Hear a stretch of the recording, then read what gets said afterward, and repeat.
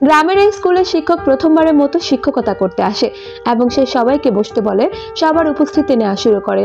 কিন্তু যখন সে সাহিল নামের একটি ছেলের উপস্থিতি নেয় তখন জানতে পারে সে আসেনি, কারণ সাহিল একজন পঙ্গু ছেলে ছিল যে পায়ে হেঁটে স্কুলে যেতে পারতো না।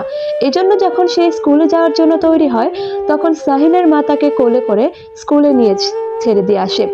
এরপর সাহিল হামাগুড়ি দিতে দিতে ক্লাসে ঢুকে এবং ক্লাস শেষ হওয়ার পর আবারও এভাবেই বের হয়।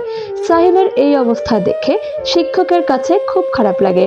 পরদিন যখন তিনি ক্লাস নিচ্ছিলেন তখন তিনি সাহিলকে দেখতে পান না। তখন শিক্ষক গ্রামের লোকেদের কাছ থেকে জিজ্ঞেস করে সাহিলদের ঘরে যায়।